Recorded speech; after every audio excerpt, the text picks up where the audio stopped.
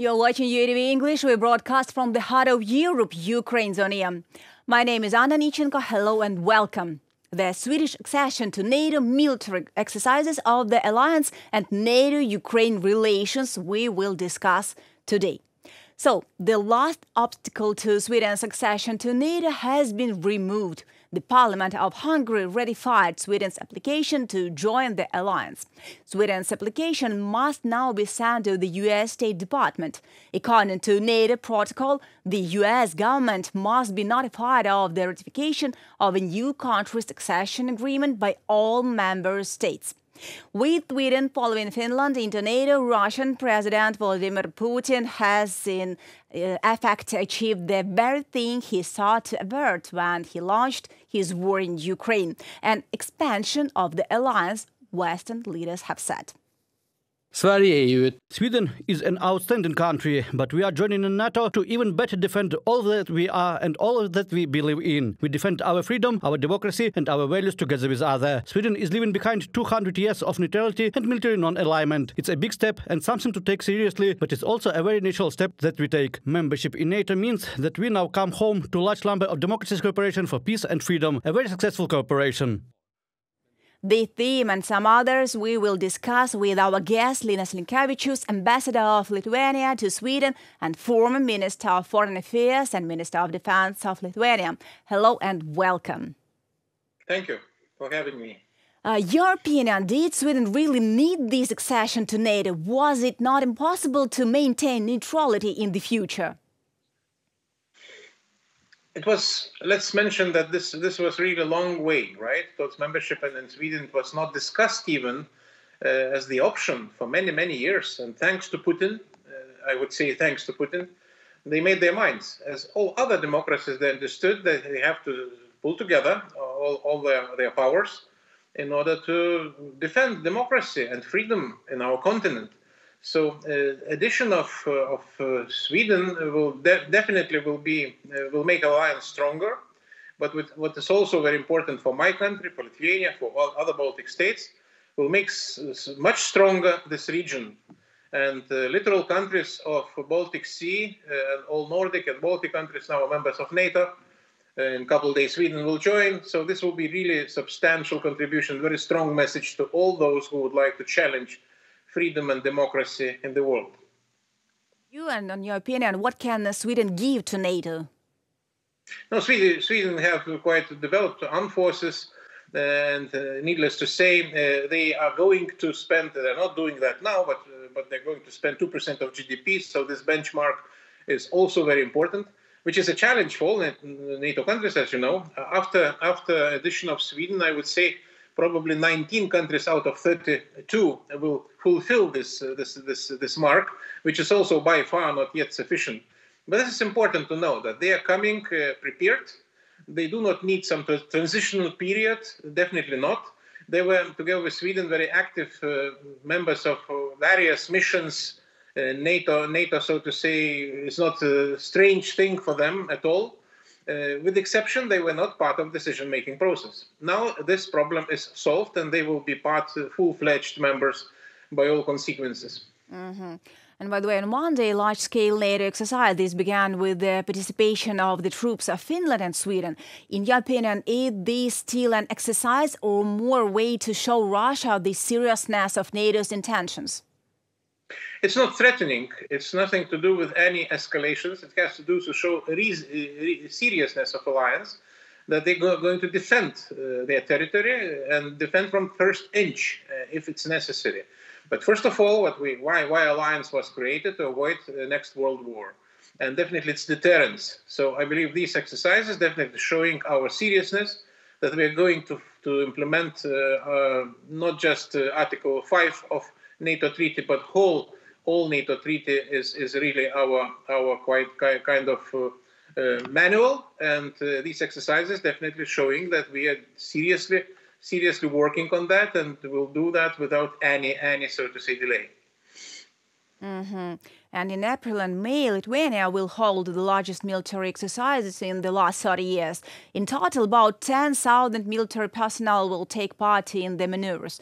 Among the exercise scenarios is an unconventional threat in the area of the so-called Suwalki Gap and a full complex of response to it in coordination with Poland. So Lithuania is also preparing for war with Russia, or what? No, we're preparing to seriously participate in the alliance actions, whatever happens. And you rightly noticed, this is not just conventional threats, what we have to cope with, but also asymmetric, hybrid, you can call them. It's cyber, it's energy, as we all know. This is various types of sophisticated attacks using migrants or propaganda. It's also a tool. So this is also very important. So threats, not just conventional, but also asymmetric and hybrid, should be taken into account. And the NATO is exercising. So if we are not definitely contributors of big armed forces, and it's not our task to do that because this is not the case, but we definitely have some experience in hybrid asymmetric threats. In Baltic states, we're hosting centers of excellence of NATO. In Tallinn, cyber defense. In Lithuania, for instance, in Vilnius, it's energy security, also strategic communication. In Latvia, dealing with counter-propaganda. These three centers of excellence of NATO, it's not by accident situated in Baltic states, because we already have some experience in this regard. And we're doing that in cooperation with our partners, not only allies, but also partners, including Ukraine. Mm-hmm. Speaking about partners, now everyone is talking about Macron's latest statement regarding possible military of NATO countries in the war against Russia. Do you think the war will reach this stage? You know, when you're talking about eventual war, now a lot of talks that war is unavoidable, war will start in a few years, in 3 years. Mm-hmm. Our task to make sure that war will never start.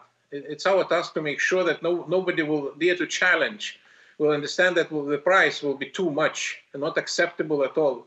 And I would add that the behavior of alliance of Western democracies before proved that we really didn't learn lessons. I'm always saying that publicly. We didn't learn lessons since very beginning. Our Western colleagues didn't listen to Lithuania and other allies when we said that Russia is serious. Russia is undermining world peace order. Russia do not care about anything what has to do with rule of law or international rules, because they have their own tasks. And if they will not feel tangible resistance, meaningful and clear for them that this really has some price, they will continue. And that was after occupation of 20% of territory of Georgia, we know, in 2008. That was after annexation of Crimea in 2014. And only after full-scale conflict started a couple of years ago, the world understood that this is really serious. I shouldn't say it's too late, never too late, but it's still there is potential for us to react properly. I believe this enough to talk about these statements of solidarity, enough to speak about that, and these concerns that Ukraine must target, to hit targets on Russian territory.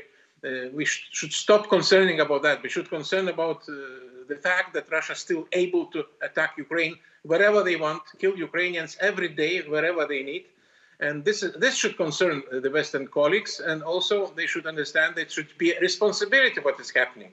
And this is exactly what we have to talk within alliance and also nationally, bilaterally. And that's our challenge as we speak. And what do you think are the future prospects of relations between Ukraine and NATO? Are they waiting for Ukraine? What can Ukraine give to NATO and vice versa? In NATO documents, starting from Bucharest summit in 2008, it said that Ukraine will be member of NATO. And that's a political statement. So that means that Ukraine is future member. It's easy to say, difficult to implement, and it needs a consensus, as we all understand. During war, difficult to expect that membership will come, but we still believe that it should be provided some clear roadmap or a path to the membership with an unavoidable result, and that should be achieved. And this is our task, to make sure that during Washington summit it will happen. It was not the case during Vilnius summit. We were dissatisfied, frankly, at least in Lithuania, and I believe in Ukraine as well.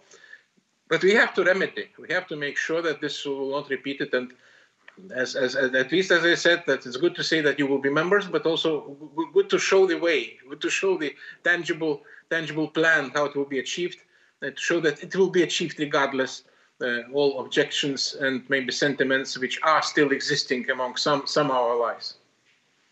Thanks a lot. Thanks a lot for your answers, for your support, for the support of your country. I'll remind to our viewers that my guest was Linas Linkevičius, Ambassador of Lithuania to Sweden and former Minister of Foreign Affairs and Minister of Defence of Lithuania. So it was UATV in English. See you in a week.